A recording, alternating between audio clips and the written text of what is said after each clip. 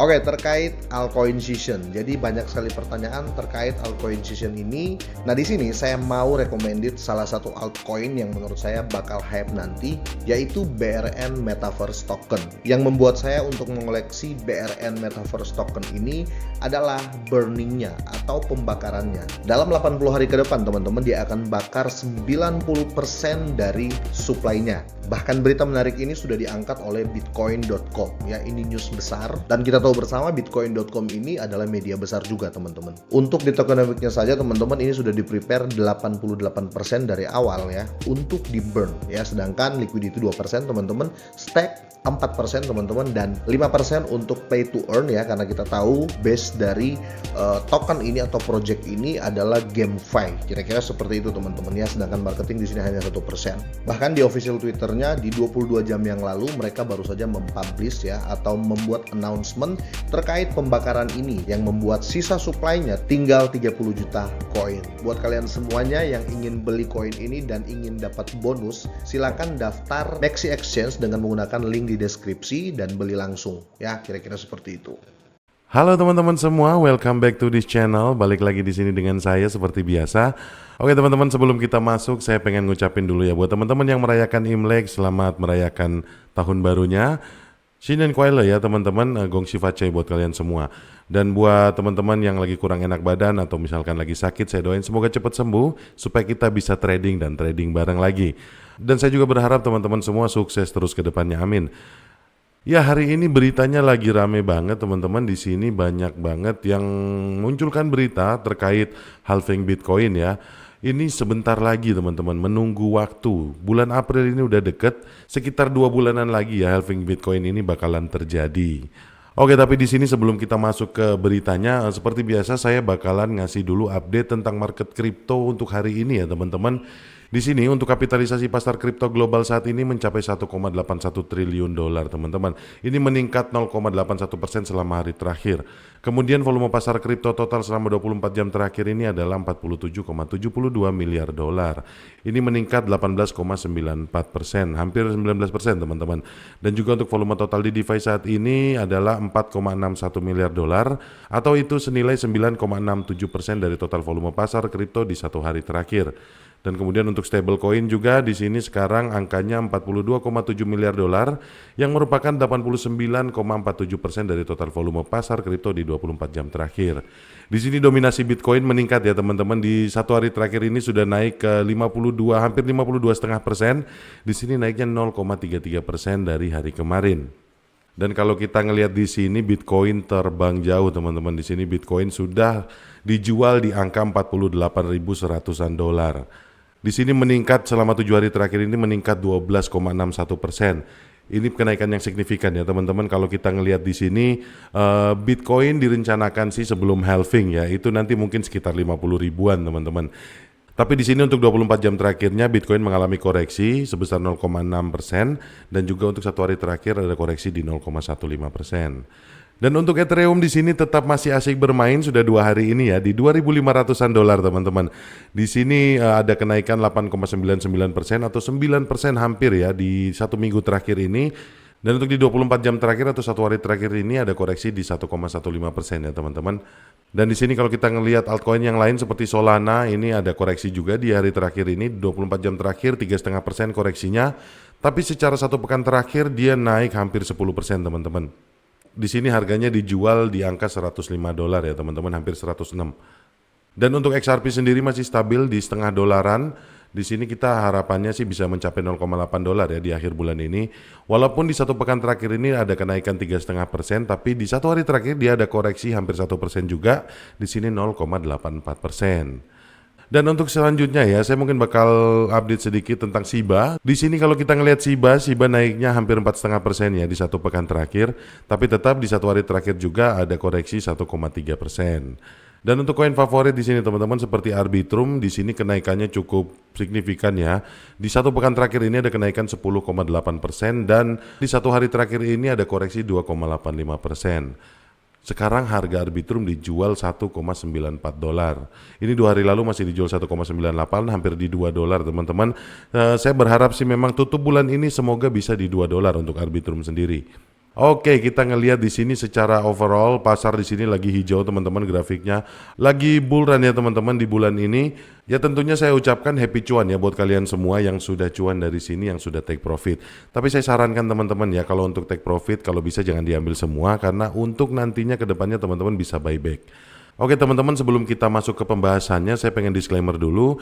Channel ini bukan channel financial advisor ya teman-teman. Buat kalian semua tetap Dior, tetap cari berita pembanding, dan tetap cari informasi-informasi yang valid agar nanti keputusan kalian untuk berinvestasi tidak berujung di penyesalan. Oke teman-teman, saya langsung aja ya, kita masuk ke beritanya. Ini beritanya dari ada 3 analis yang memprediksikan Bitcoin setelah halving terjadi di bulan April nanti. Apa sih yang bakalan terjadi? Coba kita baca beritanya.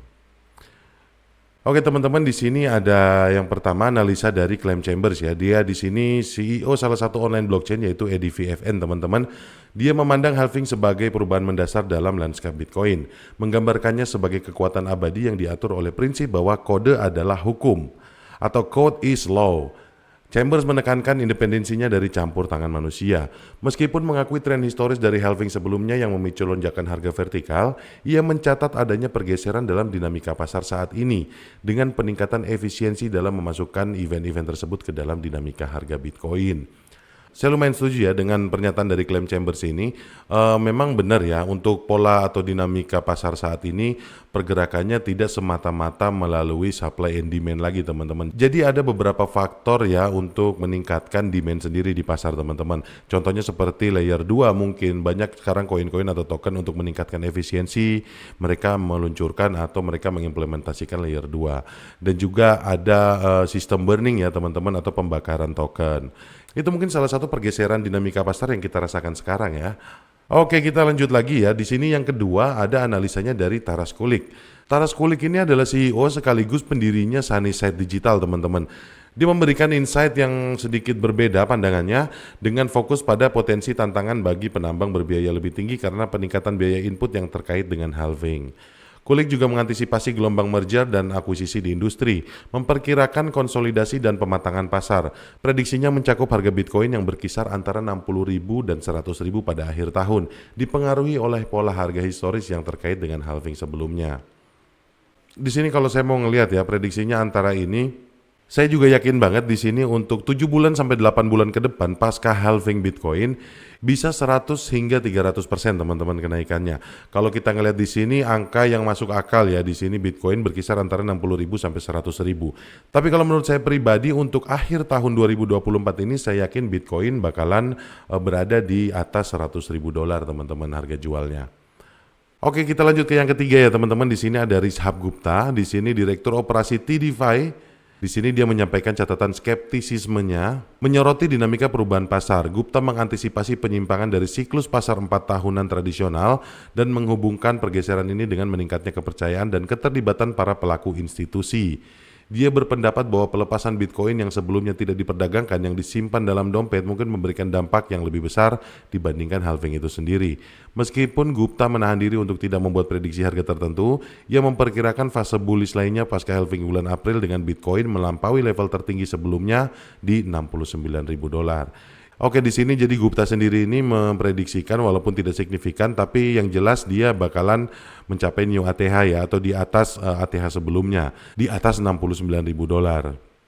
Tapi di sini menarik ya teman-teman tanggapannya dari Rishab Gupta.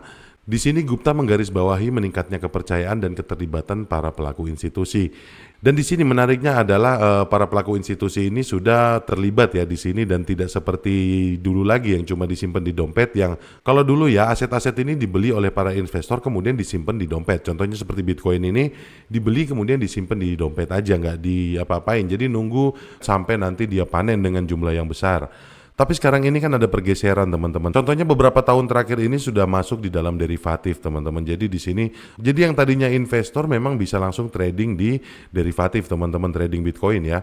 Dan pembukaan tahun ini sendiri di awal tahun 2024 ini, breaking newsnya benar-benar booming teman-teman, karena disetujuinya ETF Bitcoin pada tanggal 10 Januari kemarin. Ya ini yang disebut ada peningkatan kepercayaan dan keterlibatan para pelaku institusi teman-teman. Jadi di sini saya kembaliin lagi ya teman-teman ke prediksinya Clem Chambers tadi. Yang pertama, kalau memang di sini kode adalah hukum. Dan di sini ada campur tangan pihak-pihak lain ya untuk menaikkan nilai atau menaikkan demand dari seperti yang tadi saya jelasin ya teman-teman, ada peluncuran layer 2, kemudian portal burning dan juga kemudian web3. Dan ada juga market derivatif yang bisa langsung trading di situ. Kemudian ada juga ETF Bitcoin Spot juga teman-teman. Jadi di sini memang ada faktor-faktor lain yang mendukung meningkatnya demand di pasar saat ini teman-teman. Jadi ada memang perubahan atau pergeseran dinamika pasar untuk saat ini. Penyampaian dari ketiga analis ini memang menghadirkan atau memberikan kita gambaran tentang wawasan atau perspektif yang berbeda-beda. Tetap semuanya kembali ke waktu ya teman-teman. Hanya waktu yang bisa mengungkap ada apa sih atau apa yang bakalan kejadian setelah halving Bitcoin ini. Dan ingat teman-teman, cryptocurrency ini terus berkembang, tentunya Bitcoin juga terus berkembang.